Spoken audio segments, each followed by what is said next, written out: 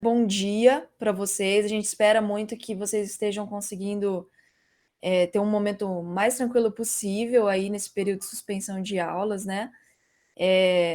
Estão vindo atividades aí diariamente para vocês. Às vezes não dá conta de fazer tudo, né, mas dá para vocês pelo menos terem aí, mexerem a cabeça, né. A Maria até colocou que ela está dando aula, não está tão necessitada nesse sentido, mas com certeza tem muita gente que às vezes está até meio perdido, né? Sem ter, às vezes, um direcionamento do que eu posso fazer, né? E para não transformar também a rotina, entre aspas, em nada, né? Em só coisas superficiais, acaba sendo muito ruim porque a gente entra num clima de ou de férias ou de um clima de um estado que a gente não está se sentindo útil, né? E isso acaba sendo muito ruim se estender por um prazo muito longo. Então, muito legal que vocês estejam aqui com a gente, né? A gente veio com essa ideia de falar um pouquinho sobre como que são feitos os testes de diagnóstico, né, para a Covid-19. A gente tem visto em todos, né, os meios de comunicação a importância desses testes de diagnóstico, né? Como que em todos os países a própria OMS vem indicando que se deve testar muito as pessoas para que se possa ter um controle melhor da proliferação do vírus, né, e da contaminação, evitar a contaminação de um número muito grande de pessoas. Então essa é uma estratégia muito importante, por quê? Porque você identifica onde é que estão os focos efetivamente de contaminação e pode ter aí medidas de controle muito mais precisas, né, muito mais diretas é, em algumas situações.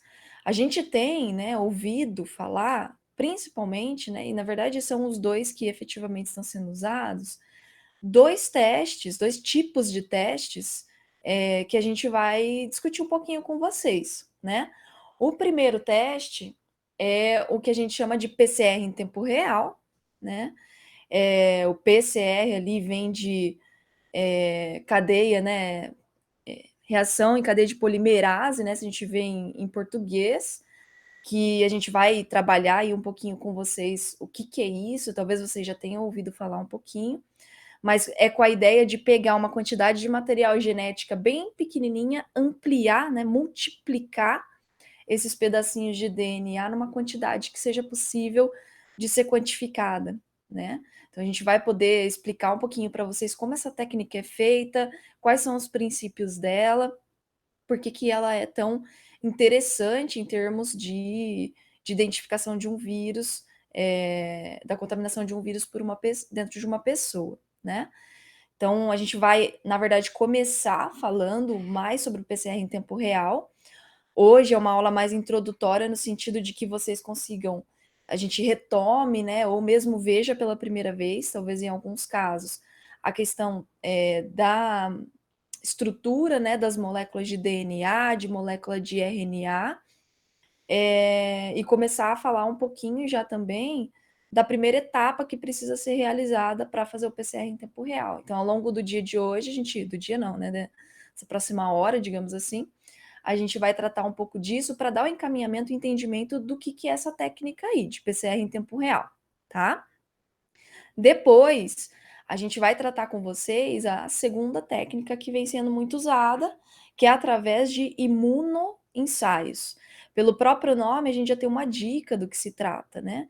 Na verdade, não é um teste que vai identificar diretamente a presença do vírus, mas é uma técnica mais indireta, que vai conseguir fazer a medida dos anticorpos produzidos no nosso corpo para combater esse vírus, né? Então, a partir do momento que uma pessoa está infectada com o vírus, ela vai, o corpo dela responde produzindo anticorpos, né? E através da identificação desses anticorpos que a gente consegue é, fazer também o diagnóstico da doença. Então, para entender essa, a gente já vai ter depois que explicar um pouquinho para vocês sobre o que são os anticorpos, como que são essas moléculas, né? Como que se faz efetivamente a medida disso tudo. O que a gente tem ouvido bastante é que a técnica de PCR em tempo real, ela é muito mais certeira, digamos assim, né? Você tem um espaço de tempo um pouco maior para que você possa fazê-la, identificá-la, né? E só que ela é mais cara e ela demora um tempo maior para ser executada, né? Questão de 4, 5 horas, o pessoal estima aí quando é feito em larga escala dessa forma. Já os imunoensaios, eles são muito mais simples. Tem alguns que vêm, por exemplo, são tipo alguns dispositivozinhos onde você coloca uma gotinha de sangue e depois de um tempo, 10, 20, 30 minutos, depende do teste, você tem ali o indicativo se aquela pessoa apresenta ou não anticorpos para a COVID ou o coronavírus em si, tá? Então a gente tem algumas diferenças também de uso desses testes que eles podem permitir aí diferentes estratégias, pensando em política pública, né, entendimento de como, inclusive, a epidemia está evoluindo nas diferentes regiões, ok? Dito isso, o nosso objetivo de hoje é conversar um pouco com vocês, como eu comentei já, relembrar, né, ou entender um pouco sobre a estrutura do DNA e um pouquinho já entrando em RNA, no sentido de que o foco dessa técnica de PCR em tempo real é justamente fazer uma análise voltada ao material genético, tá? Então a gente sabe aí, nós temos representantes do terceiro, temos representantes do segundo ano, que vocês já tiveram contatos um pouco distintos, né, com esse conteúdo. Então, a nossa ideia foi fazer uma apresentação primeiro sobre isso, para que todo mundo possa acompanhar, porque a técnica em si vai demandar de vocês um conhecimento sobre isso, tá? Então, eu vou começar falando um pouquinho sobre a estrutura do DNA, vamos começar por isso, tá? Aí vocês do terceiro ano vão poder apresentar um pouquinho aí também a proposta que o Daniel passou para vocês, até para ilustrar um pouco melhor para o pessoal do segundo ano. Depois a gente vai seguir falando um pouquinho do que é a replicação do DNA, uma palavra aí um pouco, talvez nova, né, para vocês, porque a gente precisa ali de alguns conceitos para entender a técnica de PCR em tempo real. E depois eu vou discutir um pouquinho sobre a extração do material genético dos diferentes materiais, diferentes amostras que a gente pode ter, né? Então a gente tem aí o pessoal do segundo ano, né? Eu passei semana passada a atividade de extração. Talvez alguns tiveram dificuldade de acessar. Eu acho que agora eu consegui resolver a questão do formulário, mas de qualquer forma, quem ainda não fez pode eventualmente fazer ao longo da próxima semana, né? Mas a ideia é conversar um pouquinho com vocês também sobre essa primeira etapa já de extração do material genético, ok? Para a gente começar, galera, o que, que a gente pode já falar um pouquinho aqui, né? Se vocês olharem esse esquemão aí, ele representa, na verdade, a molécula de DNA, né? Aí eu queria já talvez abrir um pouquinho para o pessoal do terceiro ano e talvez para o Daniel direcionar um pouquinho essa, essa sequência, né? Porque a gente queria entender um pouquinho aí o que, que vocês já conseguem visualizar como molécula de DNA, né? Queria que vocês comentassem um pouquinho. O pessoal do segundo ano já estudou um pouco isso? Qual que é aí o conhecimento ou o que vocês já entraram em contato em relação ao que é a molécula de DNA, como que ela se estrutura, quais que são as moléculas que fazem parte, né, que montam essa grande molécula. Então indiquem para a gente aí no chat, por favor, o que, que vocês já ouviram falar em relação a isso. Se vocês de alguma forma já têm aí algum conhecimento em relação a isso, indiquem aí fazendo favor.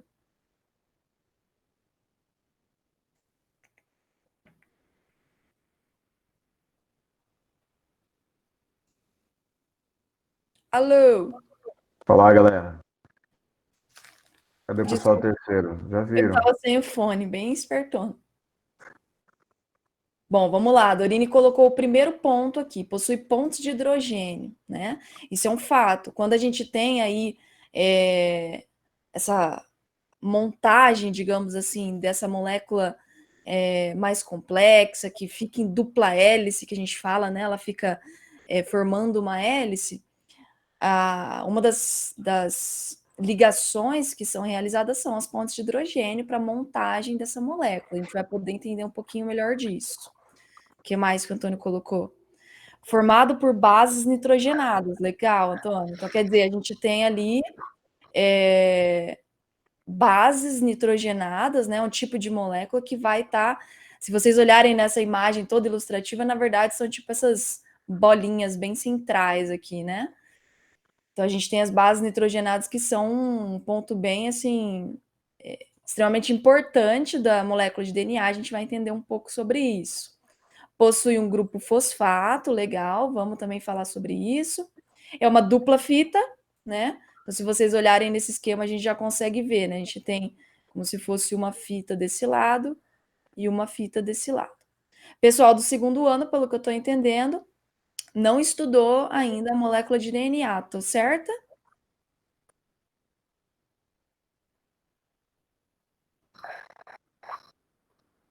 Quem tá do segundo ano aí, galera? Estudaram, Luigi? Lembra o quê? Sabe da estrutura? Como é que é? Só não lembro. Beleza? Vamos dar uma revisada então para que a gente. O professor Bruno já abordou. Ok, beleza.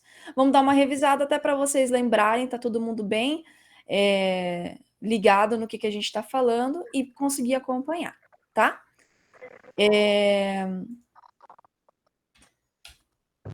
Puxa, tá meio pequeno isso daqui. Antes de mais nada, só um pouquinho. Isso. Antes, dá para ver aí, né? A imagem. Dá, né, Daniel? Beleza. Dá sim. Bom, antes de mais nada, né, da gente começar a abordar a parte mais, né, quando a gente dá o maior zoom possível na molécula de DNA, é preciso que a gente entenda onde é que ela está, né, como é que ela está se organizando de forma mais macro, né? Então a gente tem que sempre lembrar, quando a gente fala de células que são eucariotas, o material genético ele vai estar dentro do núcleo, né? Grande parte do material genético, algumas organelas aí vão ter também, como é o caso das mitocôndrias, um pouco de material genético, mas em sua grande maioria dentro do núcleo, né? Então, se a gente observar aqui tem um esqueminha de uma célula e está mostrando lá dentro do núcleo o material genético, aqui representado por esses X, né? Essa imagem que ela é bem clássica, provavelmente todo mundo já viu, que a gente chama de cromossomos, né? Então, se a gente for desmembrando, né, tudo isso, a gente tem lá dentro do núcleo da célula o DNA organizado de modo totalmente enrolado, condensado, né? E aí, quando a gente vê essas estruturas de cromossomos, e a gente vai como se fosse esticando, né? Desmembrando ele, deixando ele mais soltinho, a gente consegue e começa a ver que o DNA, na verdade, depois que a gente vai esticando, esticando, esticando, ele tem uma estrutura bastante específica e ele tem uma organização muito precisa, né? Então, nós vamos ter o que a princípio ali parece um amontoado de coisas, na verdade a gente percebe uma estrutura extremamente específica, tá? E como é que é então essa estrutura, se a gente for imaginar e tentar entendê-la? Opa, entrou alguém aqui. Entendê-la de modo um pouco mais. Caramba, tá travando.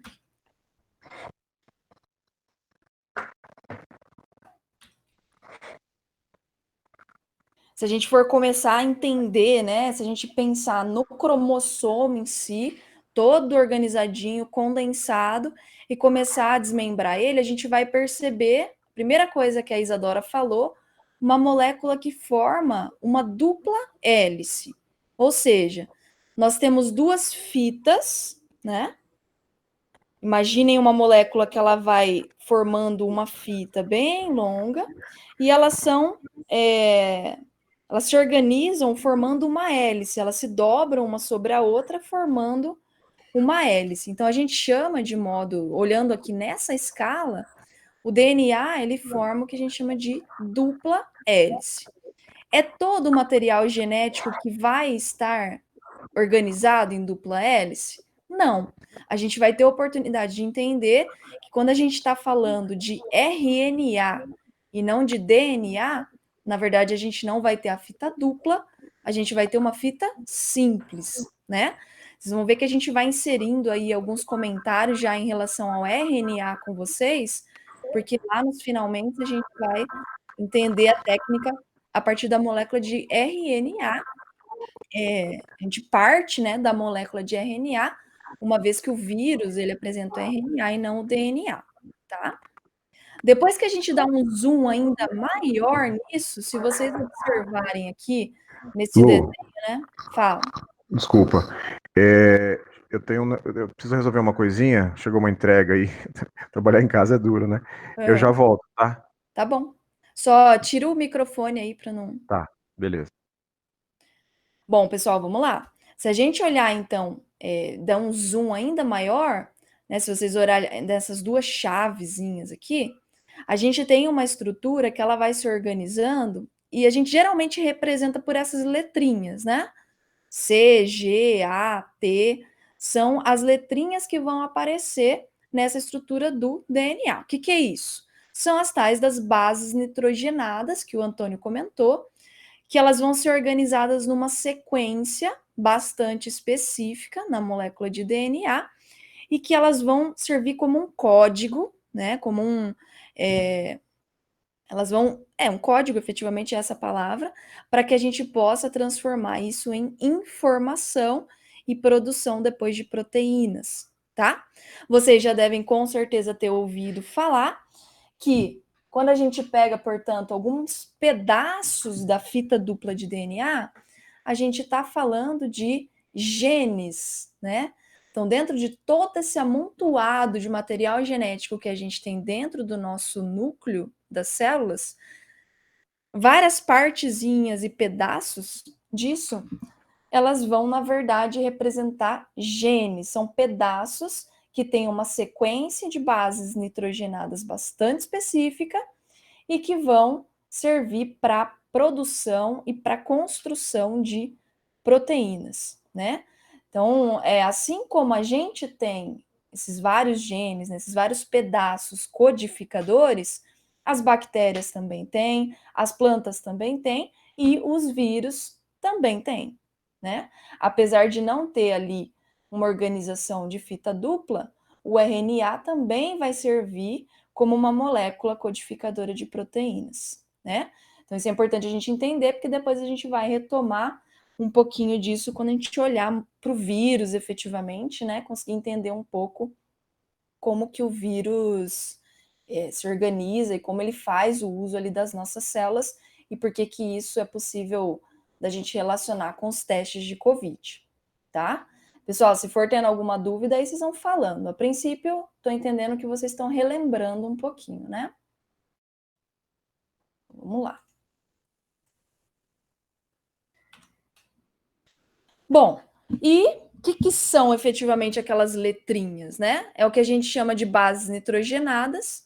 Então, cada cor aqui representada por uma. Vocês percebam que existe, né, uma ligação entre esses pares de base aqui no meio. Então, se a gente olhar aqui, essa primeira linha, né, está representada em cinza e verde. Ou seja, a gente tem em cinza uma timina, que é um tipo de base nitrogenada, e tem em verdinho aqui representado uma adenina, né? Então as duas elas se ligam aqui no meio e assim como a Dorine colocou lá no comecinho, que tipo de ligação que elas vão fazer aqui no meio? Elas vão se ligar através de pontos de hidrogênio, né? Essas ligações que elas são um pouco mais fracas do que ligações covalentes, por exemplo. Então elas vão estar ligadas na parte central da molécula, né, da dupla hélice, e vão estar ali, digamos, naquele momento em que elas estão ligadas, elas não estão sendo utilizadas para produção e produção de RNA e depois, posteriormente, produção de proteínas. Então, enquanto está em fita dupla, elas estão ali de modo mais estável e a gente não tem a produção de nada. O que vai precisar acontecer? Você separa as duas fitas e aí sim você começa a ter o uso daquela partezinha do DNA. O Daniel vai tratar isso um pouco melhor daqui a pouco, tá? Então, além da adenina e da timina que eu comentei, a gente tem a base nitrogenada que a gente chama de guanina e a citosina. Se vocês notarem, isso é algo que eu ia comentar depois, mas já vou adiantar aqui. A gente tem uma ligação bastante específica, né? A gente não é aleatório. Uma base nitrogenada pode ligar com a outra, assim, de forma indefinida. Sempre a adenina, ela vai se ligar a uma timina e sempre a guanina vai ligar à citosina. Isso devido efetivamente à característica química, né, dessas moléculas. Então, elas vão ter mais afinidade química e, portanto, elas se ligam a adenina com a timina e a guanina com a citosina, tá? Então, toda vez que a gente tiver de um lado, em uma fita do DNA, uma timina, do outro lado, quem vai estar é a adenina. Se a gente tiver uma guanina, quem vai estar do outro lado é a citosina, certo? E isso é extremamente importante para a gente entender como que funciona tudo isso depois, né? Essa sequência de um lado só, né, em uma fita só, ela vai ser extremamente específica, numa ordem extremamente específica, e na fita complementar, na segunda fita aqui dessa dupla hélice, a sequência ela vai também ser muito específica e complementar a outra fita, porque a gente tem essa correspondência dos pares de base, tá? Então a gente tem as duas fitas de DNA que elas são complementares, elas vão sempre se ligar numa altura, digamos assim, né, numa porção bastante específica, porque precisa haver a correspondência dos pares de base, tá? Quando a gente está falando da base nitrogenada efetivamente, né, a gente está falando só de uma partezinha daquilo que constrói de modo completo a molécula de DNA, tá? Voltando um pouquinho aqui, é melhor aqui mesmo. Voltando um pouquinho aqui, quando a gente está olhando esse esqueminha, as bases nitrogenadas, elas são representadas por esses cilindrozinhos, né, esses pauzinhos aqui no meio. Só que a gente tem essa porção mais externa da fita, que está representado por esse verde escuro aqui, tá?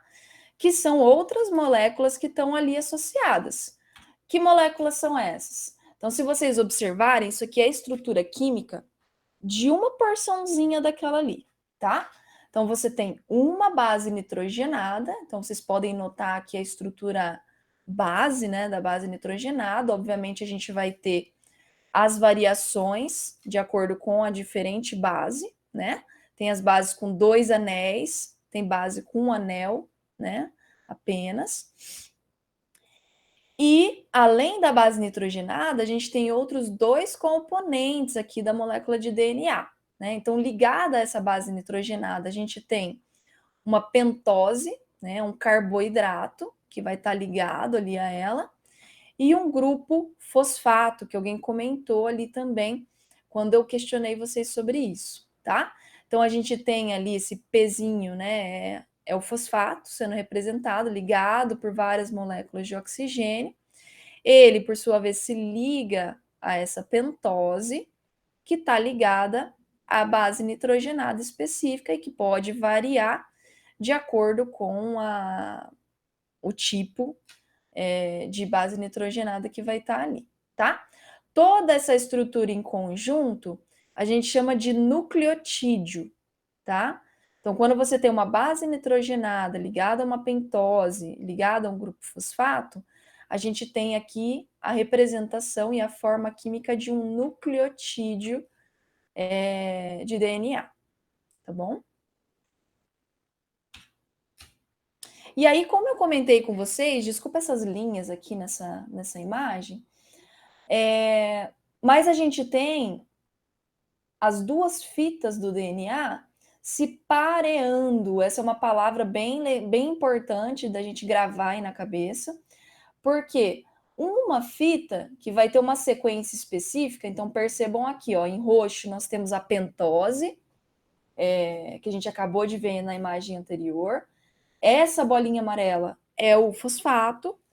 E esses outros aqui no meio são quem? São as bases nitrogenadas, né? Tzinho, timina, Czinho, citosina, G, guanina e A, adenina, tá? E aí o que acontece, o que está sendo mostrado aqui nessa imagem? Nós temos o pareamento dessas bases e sempre com o parzinho específico, T com A, C com G, tá? E aqui sendo representados e mostrados para vocês as pontes de hidrogênio que fazem essas ligações, tá? Então, nós temos essa organização que ela é bastante complexa e específica, tá? Essa sequência toda aqui, que é representada, ela vai ser, né, ela tem a utilidade, quando a gente pensa no DNA, de produção, a finalidade disso, né, de modo bastante geral, é a produção de proteínas. Então, isso vocês também já devem ter estudado um pouquinho, tá? Vou explicar bem brevemente como é que isso acontece. Se a gente tem um DNA, que é essa molécula toda organizada, com uma sequência de pares de base bastante específica, né? Então, a gente já entendeu aqui que a gente tem a molécula de DNA com duas fitas. Cada fita vai ter uma sequência de pares de base específica, né? Algumas porções do DNA que têm essas sequências específicas vão ser chamadas de genes, né? E a gente tem, quando olha, né, as duas fitas, a gente tem um pareamento dos pares de base, formando aí, portanto, uma sequência complementar àquela primeira fita que a gente está observando. Então, a gente tem uma sequência específica, pareada, sempre de uma base nitrogenada, adenina com timina e citosina com guanina, tá? Se não deu para entender, se estão com alguma dúvida, vão escrevendo aí para gente, tá? Eu repito, não tem problema algum. Depois que a gente começar a também tratar um pouco mais das outras partes da técnica e tal, esses conceitos vão ser importantes para vocês entenderem. Mas aí também, se precisar, a gente retoma de novo, tá? Tendo, portanto, aqui a molécula de DNA com essa fita dupla e toda essa sequência de pares de base, essa molécula, ela serve de molde, né? Ela serve como um código para que se realize dentro da célula o processo que a gente chama de transcrição do DNA, tá? O que é isso? Basicamente, se usa a sequência de pares de base que estão na molécula de DNA para você produzir uma molécula de RNA, tá? É um outro tipo de material genético que tem fita simples e não fita dupla, como aqui.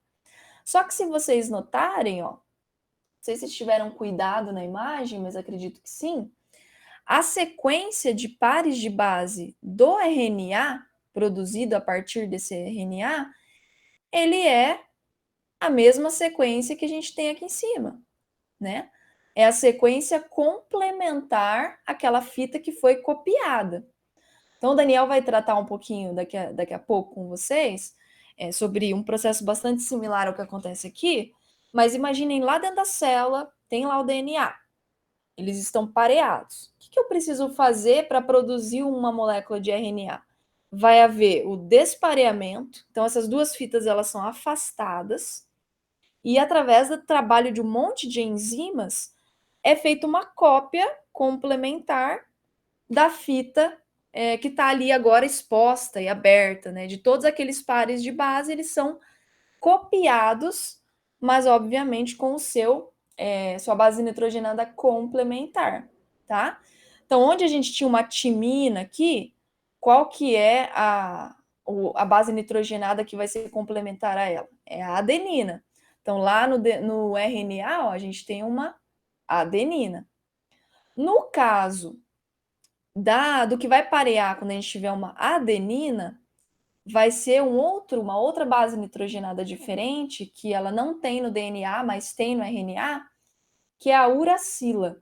Então, a timina, quando a gente está falando de RNA, ela é substituída por essa outra base nitrogenada chamada uracila. Agora, nesse momento, isso não é muito importante para a gente, tá? Vocês precisam só entender que a partir dessa sequência se constrói uma molécula de RNA. Acho que a Maria fez uma pergunta, né? Pelo fato do RNA ser fita única, ele tem alguma proteção das bases nitrogenadas? Ele é mais suscetível à mutação? Vamos lá, o Daniel me ajuda, tá, Daniel? O que a gente pode pensar em relação a essa pergunta, e ela é bastante relevante, tá? A primeira coisa é que a molécula de RNA, quando ela é produzida, ela geralmente é utilizada muito rapidamente, né? Então, existem ali algumas proteínas dentro da célula que vão ajudar no transporte, às vezes, dessas moléculas e tudo. Mas, de modo geral, ela é uma molécula mais instável do que o DNA, né? Então, ela tem aí o seu uso, ele é mais rápido. Produzida, ela é usada e depois ela vai se degradar e essas bases nitrogenadas, grupo fosfato, vão ser utilizados para a reconstrução de outros RNAs. Então, de modo geral, você tem sim essa maior instabilidade do RNA. Acho que em relação a mutações, vou pedir para o Daniel. Daniel, está aí? Tô. Em relação às mutações, eu acho que talvez seja interessante o Daniel falar um pouquinho mais, que ele vai ter mais propriedade, até para a gente não ter confusão depois em relação ao vírus, né? Então, Aham. Daniel, a pergunta da Maria foi no sentido, né? O Uhum. RNA, ele é mais suscetível à mutação do que o DNA, por exemplo? Aham.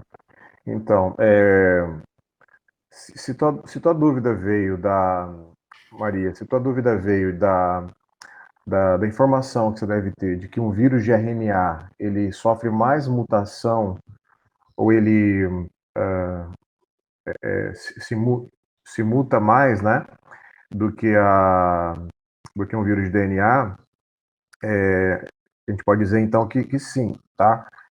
Sim, o vírus de RNA ele sofre mais mutações, essas mutações são mais duradouras ou vamos dizer assim, elas se fixam mais do que os vírus de DNA, tá? Só que daí é o seguinte, na tua pergunta, a tua conclusão está certa, embora a premissa não esteja. O que eu quero dizer? Então, primeiro a gente tem que falar sobre o conceito de mutação, né? Vocês não viram isso ainda. Então, quando eu falar de replicação de DNA, eu posso comentar um pouco melhor o conceito de mutação. Mas mutação no DNA é apenas a alteração de uma base quando o DNA vai se replicar. Então, quando acontece a replicação, que a gente vai falar daqui a pouco, uma alteração do código genético, né, por um erro das enzimas que fazem a replicação, tanto da enzima que polimeriza o DNA, ou quanto as outras enzimas de reparo, por exemplo, um erro na atuação delas, o código é alterado, né? Então, por exemplo, imagina nesse código aqui, você não está vendo a minha setinha, mas imagina aqui nessa foto que você está vendo da professora Lu, né? Uma base qualquer dessa, né? Imagina onde era para ter um T ali, apareceu um A, tá? Então, alterou o código, isso é mutação, né? A gente usa outros conceitos para falar, por exemplo, de quebras, de degradação no DNA, como a professora Lu falou, tá? Então, como ela falou, o DNA, o RNA, ele é mais instável. Não para mutação, mas para a sua, a sua permanência, a sua duração, tá? Ele se degrada mais rápido. Isso é isso mesmo. Então, a gente pode dizer assim, ó, em relação à mutação, né, no vírus de RNA, ele é mais, ela é mais frequente, as mutações são mais frequentes, porque, como é uma fita simples, né, uma mutação no RNA, ele já é transmitida para próximas gerações. Quando a gente tem uma fita dupla, como é o caso do DNA, a mutação ela pode acontecer numa fita que não é a codificadora. Então, ela não é, vamos dizer assim, é, não é, ela não é hereditária, não é bem hereditária, mas ela não é uma mutação que terá efeito, não é uma mutação efetiva, certo? Imagina, para ser feita, ela tem que acontecer em uma das fitas. Ela acontece na. Depois a gente vai ver esse conceito mais com calma, né? Do que é a fita, onde tem a sequência codificador e não codificador e tudo mais. A gente vai ver isso mais para frente. Mas pode acontecer numa fita que não vai trazer, numa das duas fitas, acontece na fita que não traz uma efetividade para essa mutação. Essa mutação acaba não tendo efeito nenhum. Já no RNA não, aconteceu, vai ter efeito, né? Então por isso que o RNA ele é mais, as mutações são mais efetivas, elas permanecem mais no RNA. Se não estiver entendendo, pessoal, não só a Maria, todo mundo, tá? Interrompe e vai perguntando aí no chat, ou se quiser falar também, tá?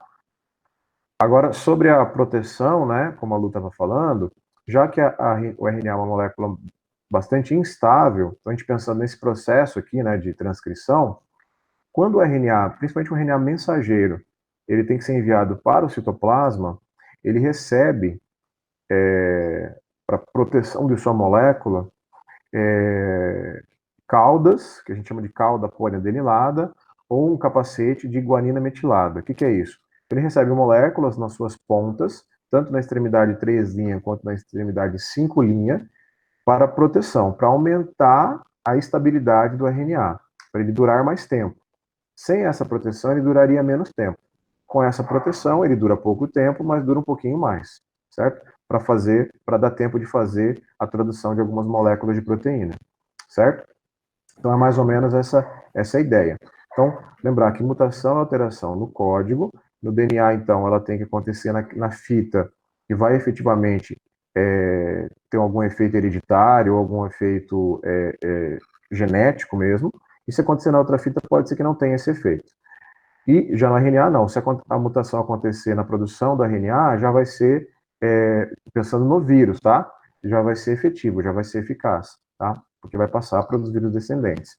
Já na proteína, desculpa, na proteína não. Já na célula, quando a gente pensa em uma célula eucariótica, né? O RNA, ele recebe uma proteção nas suas extremidades para durar mais tempo. Não sei se eu fui claro, me respondam aí se conseguiram entender, beleza? E a Isadora queria perguntar, acho que já pode. Se quiser ligar aí o microfone, lembra só de falar pertinho do microfone para a gente te ouvir.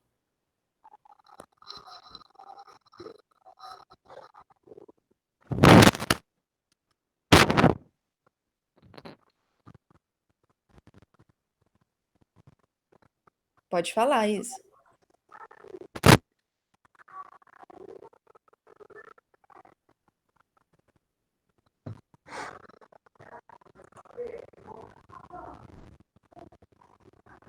Isadora, quer fazer a pergunta?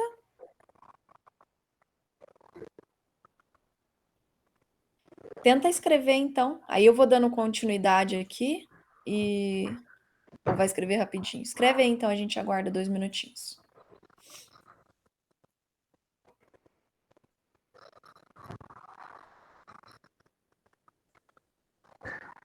Pessoal, enquanto a Isadora escreve a pergunta ali, então, quando a gente fala da Covid-19, a doença, né? Eu estava pensando nisso. A Lu falou no início, tá, mas acho que está todo mundo já familiarizado com os termos, né? Covid-19 é o nome da doença causada pelo vírus que chama, por essa doença de agora, né? SARS-CoV-2, né? Ou HCoV-19, isso, HCoV-19. São dois nomes que foram cunhados para esse vírus que apareceu no final do ano passado e está causando essa doença chamada de Covid-19, certo? SARS-CoV-2. SARS-CoV porque ele é um vírus que causa uma inflamação respiratória, eu não sei se é bem uma inflamação, mas uma dificuldade respiratória chamada de SARS, como tiveram vários outros, né, vírus SARS, e porque esse é o segundo que está causando uma epidemia, começou com uma epidemia, né? Então, por isso que SARS-CoV-2. E HCoV-19 porque ele foi descoberto em 2019. A Isadora conseguiu fazer a pergunta. Bom, vamos ver então. Queria saber se a diferença na proteína que é produzida de acordo com a fita que é transcrita, porque elas são complementares, mas não são iguais. Queria saber se tem diferença na proteína que é produzida de acordo com a fita que é transcrita. Acho que entendi a pergunta, Lu. Tenta responder, então. Deixa eu ver se não foi essa a pergunta, Isadora, você me fala, tá? Na verdade, assim, o DNA é dupla fita. Não são as duas fitas que serão transcritas, tá? Uma só delas. Uma detém a sequência codificadora, que a gente chama de fita senso, desculpa, fita antissenso, e a outra tem uma sequência não codificadora que a gente chama de fita senso, tá? Então não são as duas que são transcritas, só uma das duas. Isso não acontece aleatoriamente, tá? Então, num determinado gene, Lu, você pode voltar no slide anterior que tinha foto de vários genes no DNA? Assim? Aí, pode ser, isso. Então, por exemplo, aqui você tem dois genes, né? Então, o que pode acontecer que uma das fitas, por exemplo, a fita da esquerda, ela é transcrita para o gene 1 ser expresso. E a outra fita, por exemplo, a fita da direita, ela é transcrita para o gene 2 ser expresso. Tá? Isso, numa espécie, por exemplo, numa espécie humana, sempre será em todas as pessoas, Homo sapiens, a mesma fita que será transcrita. Certo? Será que foi essa a tua dúvida? Então não vai ter É, diferença nas eu acho que proteínas, porque sim. é sempre a mesma. Isso. E até só para ficar um pouquinho mais claro, né? Que eu não acabei não terminando aqui. Depois que a gente tem esse RNA, essa sequência de RNA, como é que isso se torna uma proteína, né? Então, no videozinho que a gente compartilhou ontem com vocês, não sei se todo mundo chegou a ver, mas ele mostra, né, no sentido de que você tem as proteínas formadas por pedaços, né, que a gente chama de aminoácidos. Então, cada bolinha laranja aqui que vocês estão vendo, na verdade, ela é um aminoácido, tá? Então, como é que a gente parte de uma fita que ela tem bases nitrogenadas para um aminoácido, né? Como é que a célula entende que essa fita aqui ela tem que formar essa proteína aqui? Então a gente tem a cada 3 bases nitrogenadas aqui, a gente chama 3 sequenciazinhas de códon, né? É um nomezinho que se dá. Obviamente vocês vão ver isso em outro momento, tá, gente? Aqui a gente está tentando só dar uma introduzida. Mas cada 3 basezinhas dessa aqui, essa sequência específica, por exemplo, A, U, G, que a gente tem aqui, deixa eu até dar o zoom, ó. A, U, G, essas 3 bases, elas vão codificar esse aminoácido em particular. Então, como que se entende na célula qual aminoácido que vai ser colocado naquela proteína, naquela ordem? A partir da ordem das bases nitrogenadas do RNA, que vai codificar isso, sendo que cada 3 bases nitrogenadas é um código, é uma senha para mostrar ali para o mecanismo celular que determinado aminoácido deve ser adicionado. Isso tudo por forças químicas mesmo, né? É o entendimento que os ribossomos, que são depois responsáveis pela montagem das proteínas, eles conseguem compreender que se você tiver uma adenina, uma uracila e uma guanina em sequência, vai ser esse aminoácido que vai ser adicionado.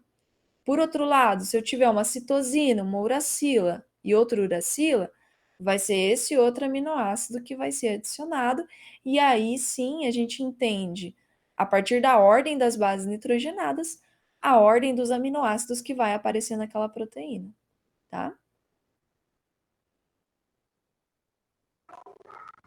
Obrigada, Antônio, acho que eu consegui aqui, tá? Beleza, gente? Então, assim, de forma bastante breve aí, a gente falou um pouquinho sobre como que é a molécula.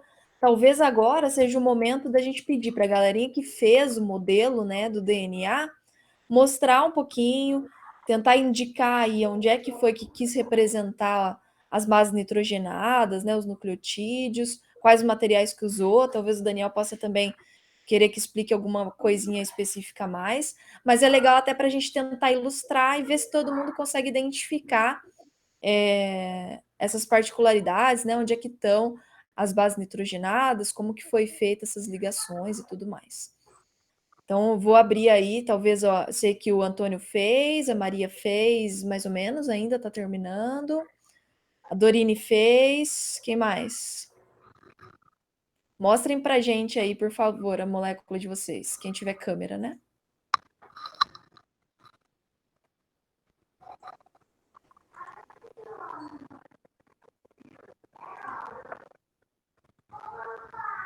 Vamos começar pela ordem alfabética. Dorine, quer mostrar? Professor, eu posso tentar.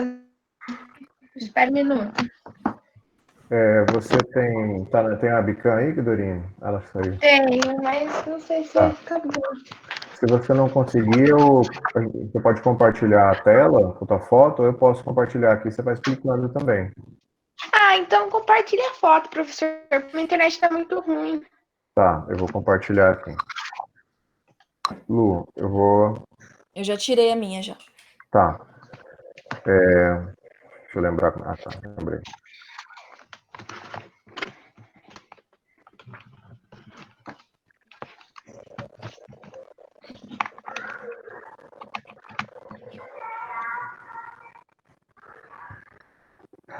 Não tá.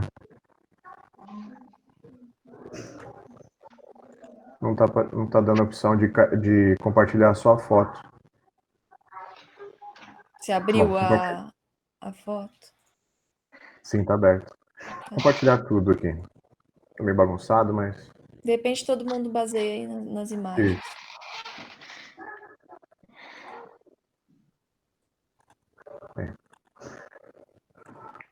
Pronto. Estão vendo? Tá começando a abrir aqui. Tamo vendo. Vai lá, Dorine. Tá, eu posso falar os materiais que eu utilizei? Sim. Isso. Tá, eu utilizei palito de dente, sabe? Uhum. Sim. E esmalte para pintar, para identificar, tipo, o que é adenina, o que é guanina, o que é citosina, o que é tinina.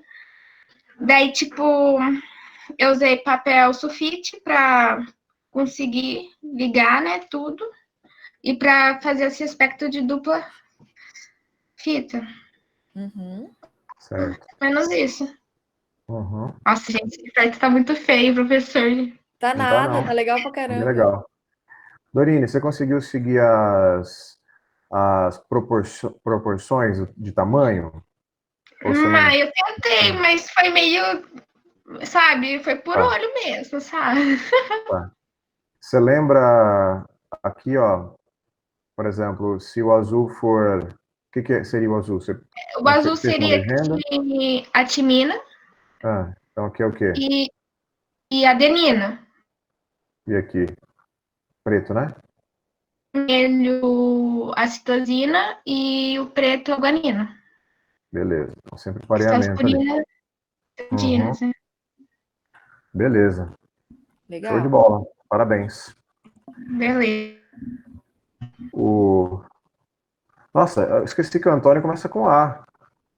Verdade, Falei, você então vamos para pulou o ordem Antônio. alfabética. Vai, Dorine. Eu acho que eu fiquei feliz por você ter esquecido que o meu nome começa com After. Não, mas eu esqueci que seu nome começa com A, mas não esqueci de você. Tá bom, deixa eu pegar a minha aqui. Vai lá. Você compartilha aí a tua? Tá, tá Acho que dá pra mostrando. ver, não dá? Dá, Deixa dá. eu ver. Se ficar melhor, o que você acha? Fica melhor eu compartilhado aqui ou a Não, tá legal. foto? Não, tá legal Tá assim. bom? Eu acho que tá bom assim. Tá, então eu usei aqui a fita, a dupla fita, eu fiz com garrafa PET, eu cortei uma garrafa PET, cortei um pedaço dela para fazer a dupla fita. E as bases nitrogenadas eu fiz com canudo plástico que eu tinha aqui em casa. Eu dei a sorte de ter canudos de 4 cores, então eu separei, fiz aí um para cada base. E aí para colar o canudo na fita de garrafa PET, eu usei barbante, que aí eu passei o barbante e fiz como se fossem uns ganchinhos aqui. Deixa eu ver. Uhum. Fiz como se fossem uns ganchinhos assim para encaixar o canudo, que aí faz a dupla fita ficar certinha. Legal. E sobre as medidas, eu medi tudo, eu fiz tudo bem medido. Agora, se ficou com as medidas certinhas, aí eu já não sei. Ah, mas você se preocupou em seguir a proporcionalidade. Sim, eu medi tudo, tá tudo medido com para manter a proporcionalidade. E você lembra as medidas para falar pro pessoal aí? Eu lembro, calma, que eu tenho anotado. Eu usei, eu fiz a medida do exatamente da foto que você tinha mandado lá dos angstroms, só que eu aumentei a fita, eu aumentei o comprimento total da fita, que você falou que precisava de 34 angstroms para dar uma volta completa no DNA. Uhum.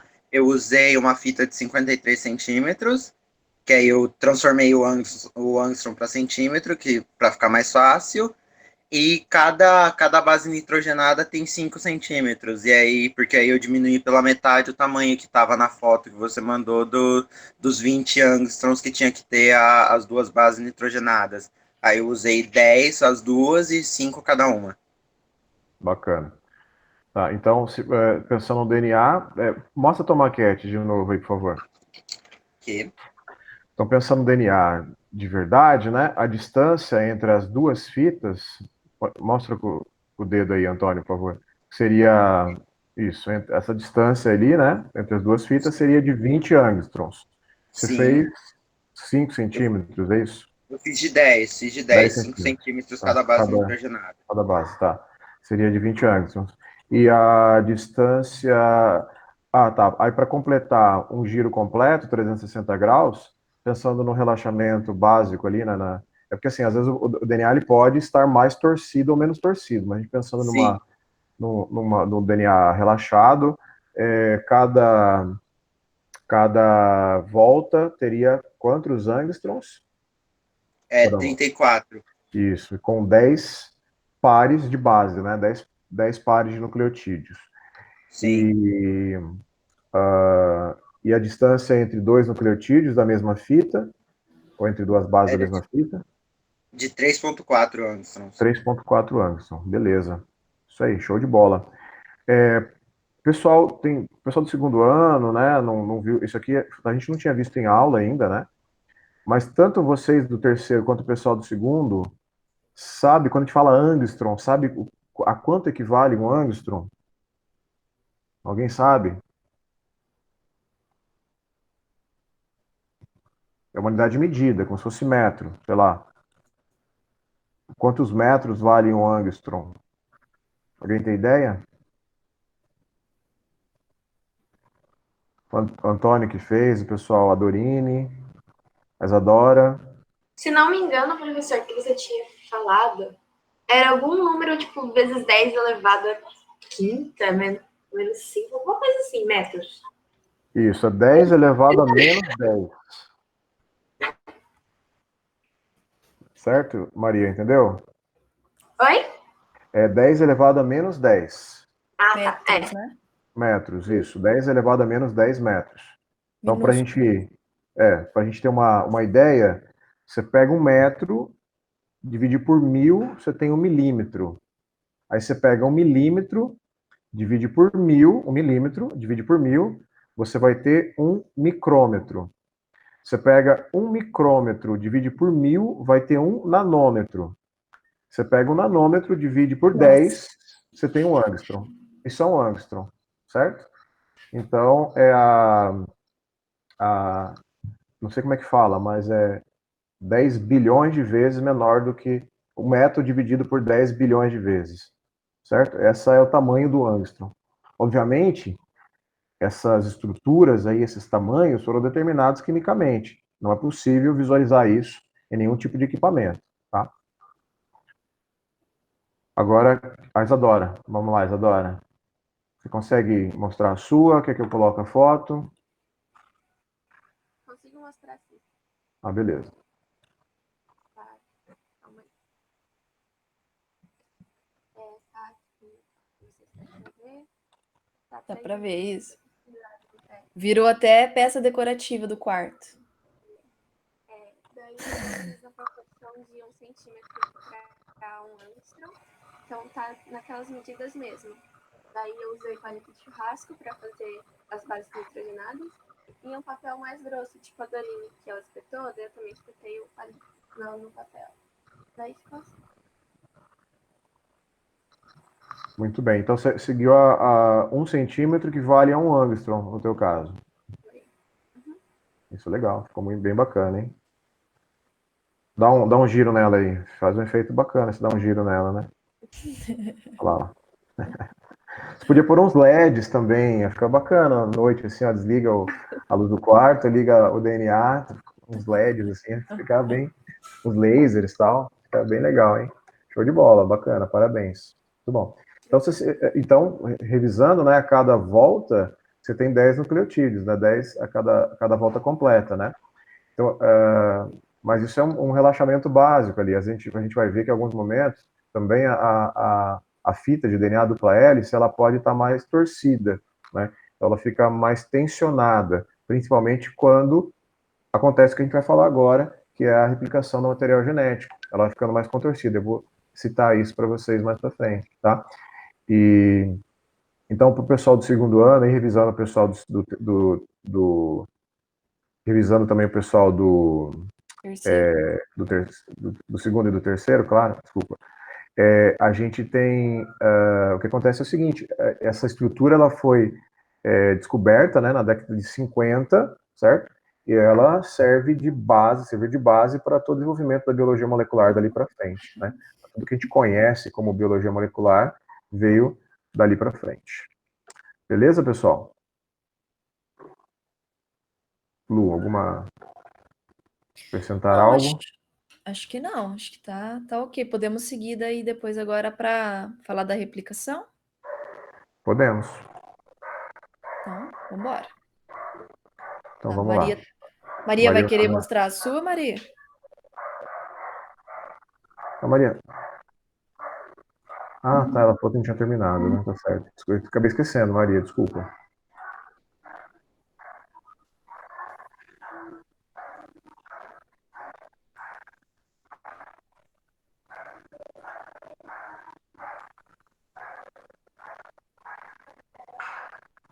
Pode ser, Maria. Eu acabei esquecendo, me desculpa. É que eu tô olhando aqui quem você falou que vai enviar depois quando finalizar, né? Mas apresenta sim, por favor. Você conseguir Ok, mostrar, abrir o microfone, isso. vou ter que ligar a câmera e o microfone, então não tem problema. Deixa eu falar. Tá pra ver? Sim. Tá dando para ver. Você vai apresentar em inglês ou português? Porque...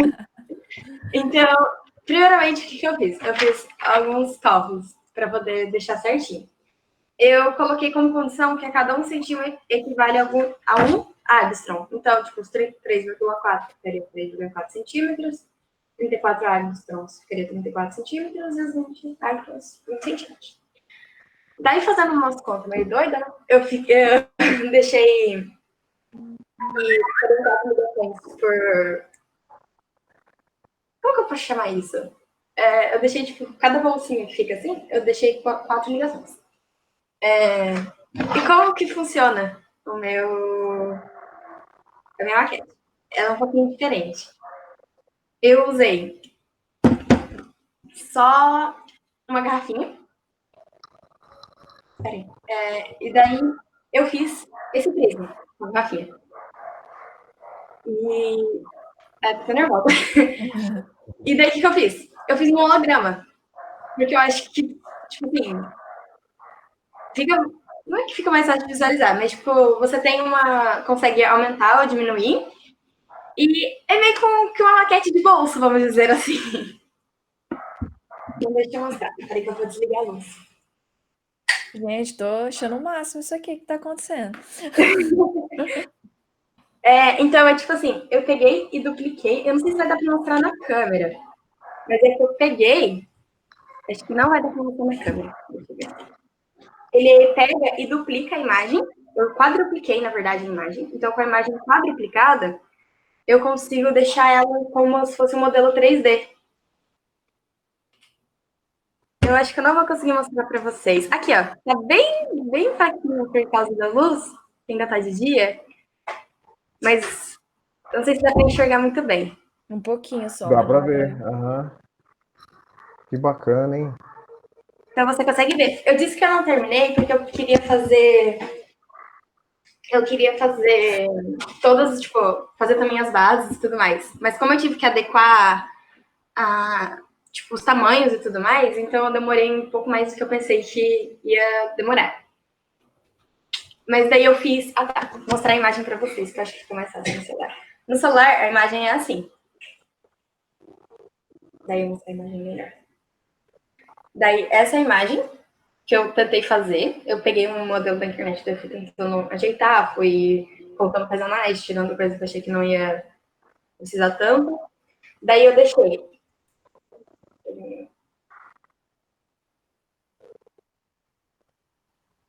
Aí você coloca a câmera do celular no prismazinho, Maria? Eu faço assim, ó. Eu deixo o prisma aberto assim, Uhum, deixo ele aqui, viro e coloco ele bem no centro. Daí se uhum. você colocar e colocar na linha do olho, você enxerga. Legal. Caramba, que legal. Muito bom, parabéns. Daí Muito legal. eu deixei o laranja como o grupo fosfato, o verde, esse verde um pouquinho maior, como a pentose. Eu acho que não dá para enxergar, mas tem o azul, Uhum. eu coloquei como azul, verde, vermelho e branco. Daí a timina eu coloquei como vermelho, branco eu coloquei como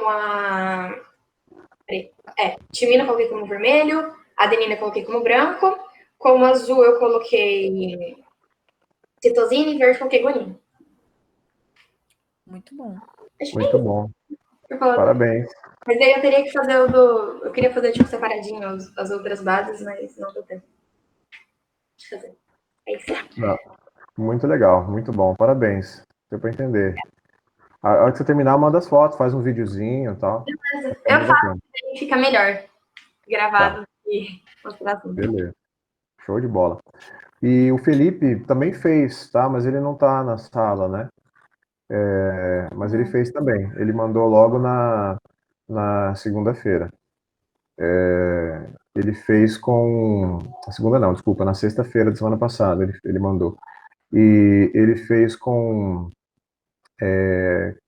caixa de pizza, né, e canudinho também. E usou palitinhos e fez os cálculos, tal, usou palito e fios para deixar amarrado, né? Se vocês quiserem, eu vou projetar para vocês. Deixa eu ver se eu consigo baixar o vídeo que ele mandou. Bom, acho que o vídeo eu não vou conseguir, mas eu vou tentar mostrar para vocês também. Não, acho que eu vou deixar. Tá muito. Vai travar. Mas então, bom, daí como ele não tá, não vou mostrar não, deixa quieto. Vamos pra frente, não vai demorar muito. Mas deu certinho dele também. Daniel, bora falar da replicação. Isso, vamos lá. Eu acho que hoje a gente vai acabar parando por aí, hein? Isso, aham. Mas Deixa eu. depois a gente combina o próximo encontro. Vai lá. Uhum. Pessoal, então a gente vai falar um pouquinho agora da replicação do material genético, né? Então a gente já lembrou da. Peraí. Tá, a Maria vai sair. Beleza, Maria. Um abraço, boa aula para você. Então, se a gente. Deixa eu só compartilhar aqui, vou abrir. Então, quando a gente já viu a estrutura, né, do. Não consigo falar e DNA. mexer no computador ao mesmo tempo. A gente viu a estrutura do DNA. Vocês estão vendo aí? Agora, a replicação. Conseguem ver a minha tela?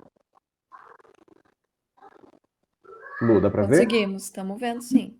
Ah, beleza, então. A setinha, vocês conseguem ver mexendo no meio? O cursor? Sim, estamos vendo. Consegue? Então, beleza. Sim, Bom, consigo pessoal, sim. beleza. Então é o seguinte, então a gente já viu a estrutura, já revisamos a estrutura, né, do DNA, e o que acontece, então, é que em alguns momentos da vida da célula ele precisa ser duplicado, né? Então fazer uma analogia com a espécie humana. Então, dentro do núcleo das células humanas, isso acontece com todas as células que têm núcleo, né, de um organismo humano, a gente vai ter 46 moléculas de DNA, 46 daquelas moléculas dupla hélice de DNA, né? Em alguns momentos da vida da célula, essas 46 moléculas precisam fazer uma cópia de si mesma. A célula, na verdade, copia todas essas 46 moléculas, né? Isso tem um motivo, uma finalidade. Isso acontece porque a célula vai se dividir. A célula vai, então, se dividir em duas. Então, obviamente, isso vai acontecer nas células que vão se dividir, certo? Nas células que não se dividem mais, essa síntese de material genético, essa duplicação não acontece. A gente pode dividir o período da vida da célula em dois períodos. A gente pode chamar de intérfase e de divisão celular, que nesse caso eu estou colocando como mitose, né? A intérfase é o período que ela não começou sua divisão ainda, certo? É essa melhor definição para a intérfase. Ela se divide em 3 etapas, G1, S, G2. O período S é onde acontece a síntese de DNA, certo? Então a gente tem que pensar o seguinte, a célula não está em mitose ainda, ela não está se dividindo ainda, não iniciou a sua divisão celular, e antes dessa divisão ela tem um período chamado de período S, que é lá que ela sintetiza o seu material genético. Então, o que a gente vai falar agora, que é a replicação do material genético, a replicação do DNA, acontece durante o período S da intérfase. O S vem de síntese, né? Por isso o DNA é a síntese de DNA. Algumas vezes nós vamos falar também um outro termo que é sinônimo de replicação, que é autoduplicação, ou só duplicação, tá? Então, se falarmos autoduplicação ou duplicação, replicação, são sinônimos, beleza? Qualquer dúvida, perguntem. Eu não consigo ver o chat aqui, tá, pessoal? Então, se tiver alguma dúvida escrita no chat, Lúcia, você interrompe e lê, por favor, tá? Tá Te bom, pedir, por favor. beleza. Bom, numa célula eucarionte, a gente encontra, como a Lu falou, material genético lá no núcleo, tá? Então, se pensando em células humanas aqui, vamos ter 46 moléculas de DNA, que são os cromossomos, dentro do núcleo. Mas a gente encontra também, numa célula eucarionte, dentro das mitocôndrias, e se fosse uma célula vegetal, aqui no caso não é, dentro dos cloroplastos também. Então, o mecanismo de replicação do material genético, ele é muito semelhante para células eucariontes para células procariontes. Ele tem algumas diferenças, claro, né? Mas a lógica ela é ela é quase sempre a mesma. A gente vai ver aqui o modelo de eucarionte, tá? E o que acontece na replicação do material genético que está dentro da mitocôndria é muito semelhante ao de procarionte, tá? Bom, está aqui a célula procarionte, você tem o material genético. Agora que eu vi que tem um pequeno erro nessa figura, nessa imagem, que na verdade o material genético, se isso aqui representar o material genético, o cromossomo bacteriano ele é circular, tá? Tanto o DNA plasmidial quanto o DNA cromossomal da bactéria, de procariontes, também é circular, quer dizer que essa pontinha estaria emendada nessa. Bom, tanto faz. O material genético aqui não está compartimentalizado, ele não está dentro de compartimentos, né? Mas a replicação também acontece aqui. Bom, então aqui, só para a gente ter uma ideia, eu fiquei de mandar essa foto para a Lu ontem, acabei esquecendo, né, Lu? Só para a gente ter uma ideia de uma foto de verdade, né? Isso aqui é um desenho, obviamente, né? Mas como é que é, como se a gente pudesse olhar a célula mesmo. Então, isso aqui é uma eletromicrografia, né? Aqui está aumentado algumas milhares de vezes. E a gente tem aqui o núcleo. E é dentro do núcleo que você tem, então, a cromatina, o material genético. Bom, primeira coisa, para entender a replicação do DNA, a gente tem que entender. Então, imagine aqui, tá, pessoal, a dupla hélice, eu destorci, entre aspas, essa dupla hélice, tá? Estiquei ela, ficou como se fosse essa escadinha aqui, ó, certo? Então, o que precisa acontecer no momento da replicação é que a dupla hélice ela precisa ser aberta, né? Então, esses traços aqui transversais, que representam as pontes de hidrogênio, precisam se romper, né? Então, a gente tem enzimas que fazem isso. Então, dentro da célula, tem enzimas que rompem as pontes de hidrogênio e abrem, como vocês estão vendo aqui, né, a molécula de DNA. Então, ela abre aqui como se fosse uma bolha, certo? Aberta. Para começar, então, a replicação, para que a replicação aconteça. Bom, Então agora, vamos entender, para a gente conseguir entender o que vai vir para frente, vamos imaginar assim, ó. Vejam se vocês conseguem entender. Se eu não conseguir entender o que eu estou falando, por favor, interrompam e perguntem lá no chat. Imagina então que você pega essa bolha e corta ela bem no meio, aqui onde está o cursor, tá? Corta bem aqui no meio da setinha. Se você cortar aqui, você vai ter duas imagens que se assemelham a forquilhas. E a gente usa esse termo mesmo, forquilha de replicação. Então você vai ter uma forquilha aqui na direita e outra forquilha aqui na esquerda, tá? Conseguem visualizar isso? Isso por quê? Depois que o DNA se abre, ele não vai se fechar de novo na replicação, tá? Ele não vai se fechar de novo. Depois que as pontes de hidrogênio forem desfeitas e houver abertura, elas não vão se refazer novamente, tá? Porque há alguns mecanismos de impedir que isso aconteça. Elas não se refazem porque há alguns mecanismos que não deixam isso acontecer, tá? Então, essa fita aqui, que está aberta, nessa forquilha, ela vai continuar se abrindo. Então, essa ponte aqui à direita vai se romper, essa ponte à direita também vai se romper e assim por diante. E essa abertura, ela vai aumentando cada vez mais para a direita. A mesma coisa acontecerá para a esquerda. Essa ponte se rompe, essa ponte se rompe, essa abertura ela vai então aumentando cada vez mais para a esquerda.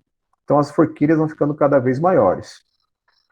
Aí você tem essa imagem aqui, ó. Opa, esqueci do texto. Que para o início da síntese, abre-se então a dupla fita, formando então a forquilha de replicação. Então você tem essa imagem, essa forquilha.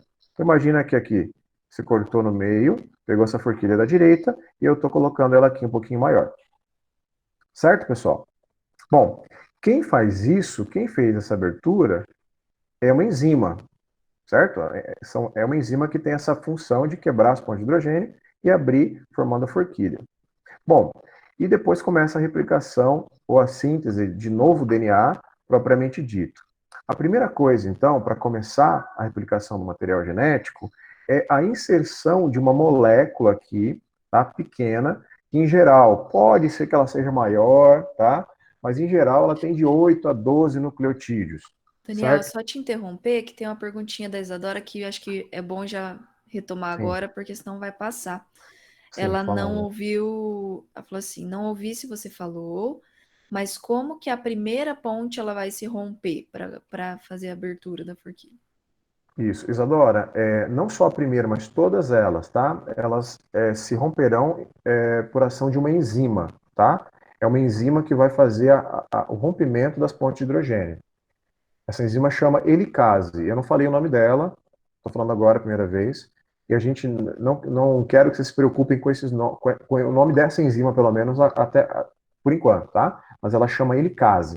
Então, ela tem a função de romper essas pontes de hidrogênio, todas elas, para abrir as forquilhas e continuar fazendo com que as forquilhas fiquem cada vez maiores. Beleza? Se, não, se ficou dúvida ainda, escreve ali no chat, tá? Acho que foi tranquilo, ok. Tá.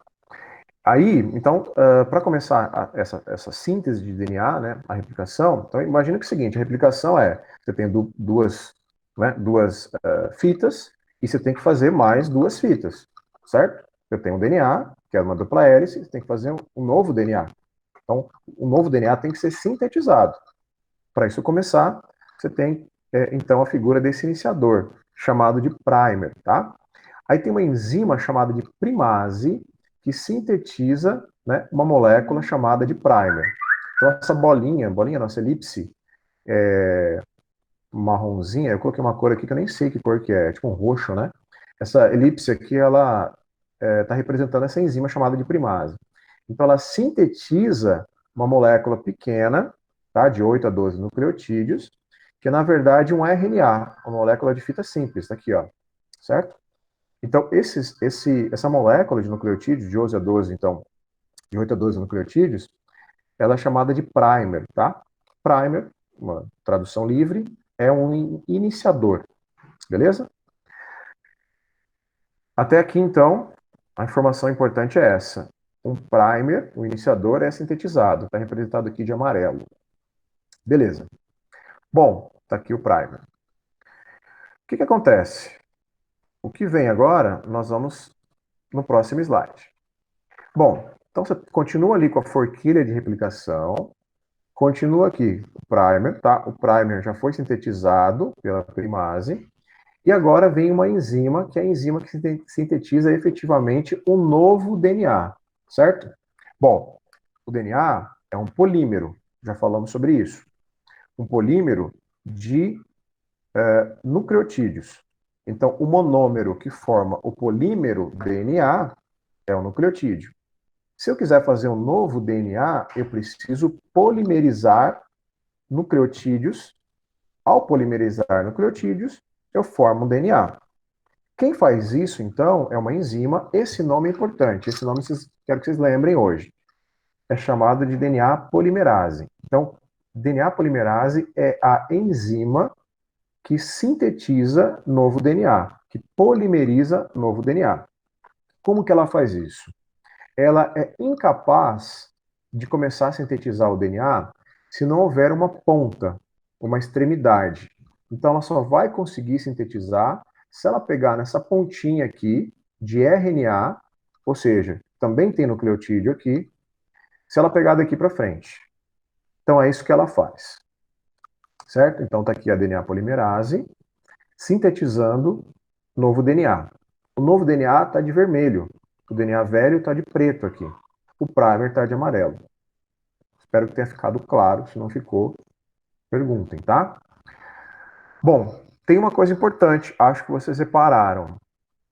A gente já falou também, o pessoal do segundo ano, infelizmente, talvez não tenha visto viram o DNA, claro, mas talvez não tenha visto alguns termos que a gente está falando agora, tá? Mas verá na biologia molecular. O DNA ele tem uma ordenação chamada de antiparalela. O que isso quer dizer? Quer dizer que é como se uma fita estivesse subindo, a outra estivesse descendo, né? A Lu mostrou nos slides dela a estrutura da dupla hélice, mostrou os nucleotídeos, né? Então, os nucleotídeos têm ali dentro do nucleotídeo tem uma molécula chamada de pentose. E essa pentose, ela tem 5 carbonos. Então, é como se a pentose tivesse, para ficar mais claro a gente pensar, numa das fitas a pentose tivesse virada para cima, em outra fita tivesse virado para baixo. Esse conceito de cima e baixo é relativo. Então, é só para a gente entender que a ordenação é antiparalela, certo? Ou seja, a síntese aqui está acontecendo no mesmo sentido, tá? Só que como elas estão invertidas, antiparalelas, a gente tem a impressão que vai acontecer isso, ó. Uma está sendo sintetizada para a direita de vocês e outra sendo sintetizada para a esquerda aqui de vocês, tá? Então é isso que você tem. Duas fitas novas sendo sintetizadas ao mesmo tempo, simultaneamente, tá? A partir do primer. Beleza, pessoal? Ficou claro até aqui? Não ficou? Coloquem lá. Bom, então, qual que é a lógica da replicação? Qual que é a lógica dessa autoduplicação?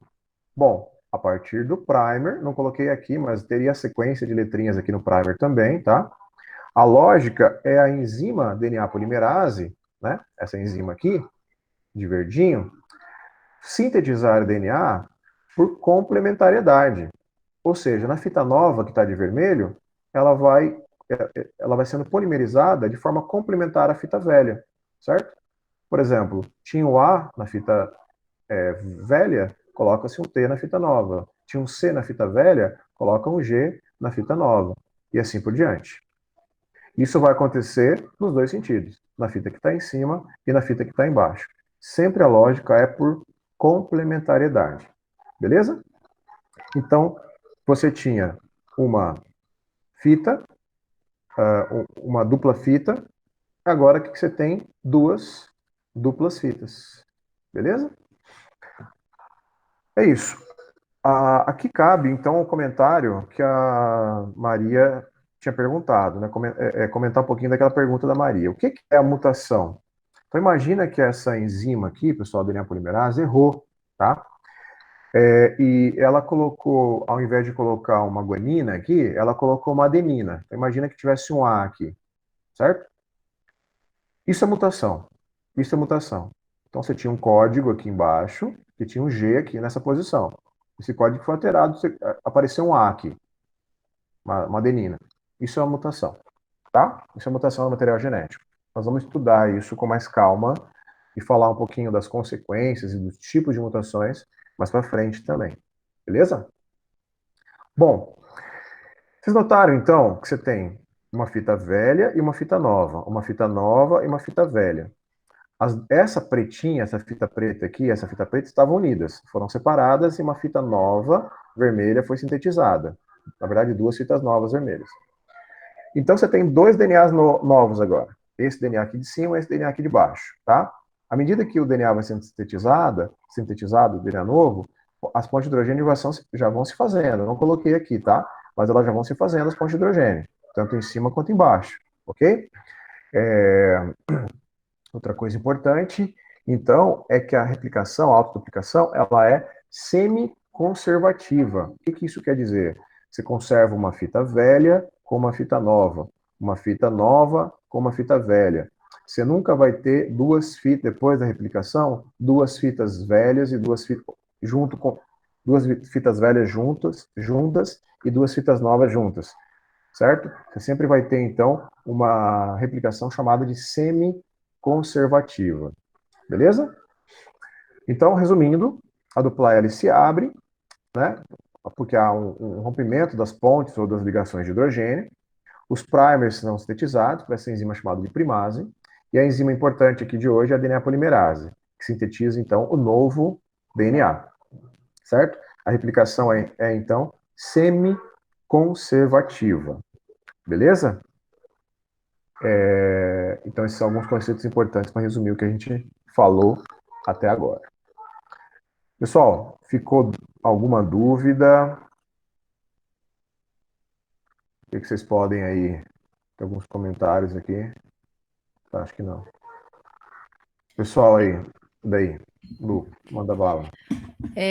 Eu queria só comentar que assim, né, a gente focou essa questão da replicação, isso que eu acho que é muito legal da gente sempre ter bastante claro, né? A gente vai chegar no ponto de entender como é que é uma técnica feita em laboratório, certo? Essa técnica de PCR em tempo real, que é uma das que a gente vai focar aqui, ela nada mais do que a gente criar de modo artificial em laboratório um processo que acontece naturalmente, né? Então, quando a gente fala ali das cópias de DNA que vão sendo feitas, igual o Daniel colocou, é exatamente a mesma coisa, obviamente com as suas particularidades artificiais, digamos assim, né? Porque a gente vai produzir essa reação artificialmente no laboratório, para que a gente pegue uma fita, né? Vamos supor que fosse de DNA aqui nesse momento. Mas de RNA, perdão. Se a gente tem uma fita de RNA e a gente quer produzir um monte daquelas fitas, o que a gente pode fazer? A gente poderia copiar várias vezes essa fita. Como é que isso vai acontecer? Com a presença de uma moléculazinha chamada primer, que a gente tem ali na forma como a replicação acontece. Vai ter uma enzima que vai ter que fazer a cópia, a inserção de nucleotídeos novos complementares a essa fita inicial. Então, o que é legal da gente perceber, depois vocês vão começar a retomar e ver que, na hora de entender a técnica, vão estar presentes todos esses aspectos. A gente vai ter que inserir primers, a gente vai ter que inserir nucleotídeos, a gente vai ter a participação de algumas enzimas, e isso tudo é montado ali numa reação, utilizando um equipamento específico, para fazer um monte de cópias desse material genético que a gente quer saber se está presente ou não naquele indivíduo, né? Como é que eu vou saber se tem o vírus em determinado indivíduo?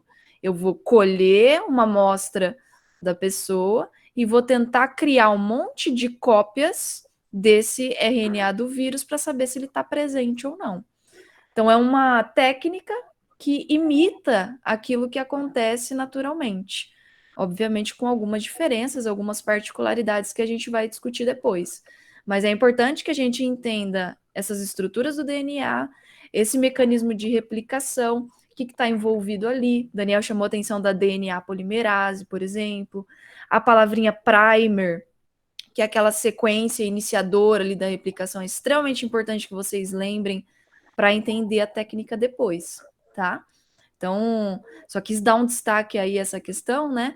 E muitas técnicas que a gente usa, né? Técnicas em bioquímica que eu estou mais acostumada, geralmente a gente imita algo que acontece naturalmente.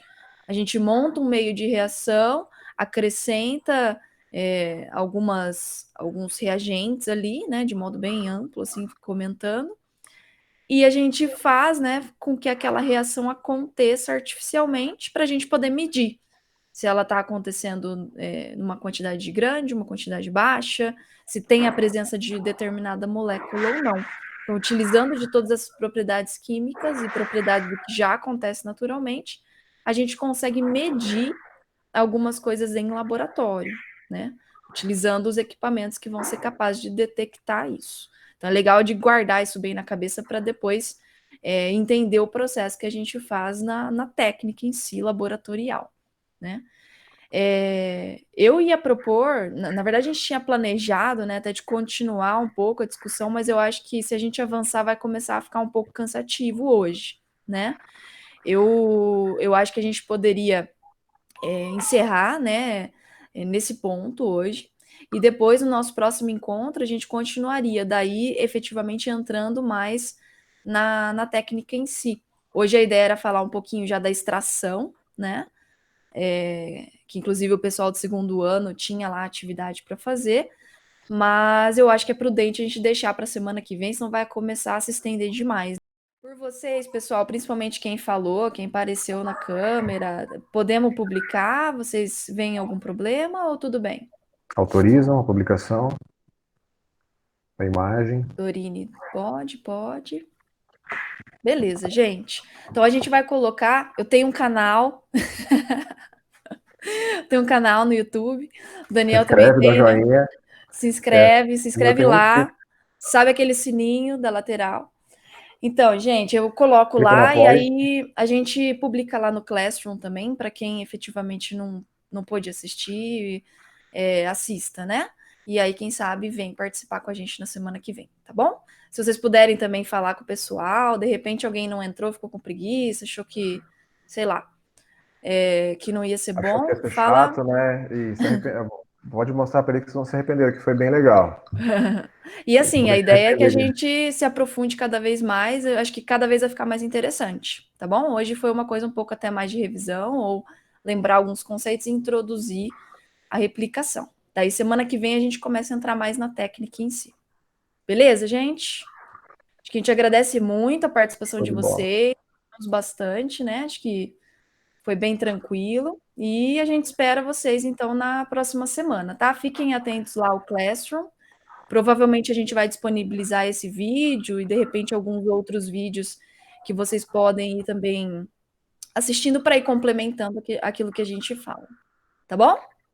Isso aí, pessoal. Obrigado, parabéns para quem veio, parabéns para quem apresentou e fez atividade proposta, tá?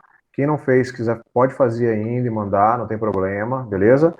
Obrigado pela presença de vocês. Bom resto de semana aí, bom final de semana também. A gente vai se falando. Isso. Eu esqueci de comentar, o pessoal do segundo ano, né? As meninas fizeram e me mandaram. Então, tá bem certinho a atividade que vocês fizeram. Vamos ver se outras pessoas também conseguiram fazer alguma coisa, né? E daí eu trago, então, isso para a gente discutir na semana que vem, porque não deu tempo hoje, tá? A ideia é que a gente discutisse já um pouquinho sobre a extração, mas a gente faz isso, então, na semana que vem. Beleza? Boa semana, galera. Um beijão para vocês. Tchau, tchau. Tchau, galera. Bom resto de semana. Um abraço para todo mundo. Bom final de semana também. Tchau, tchau.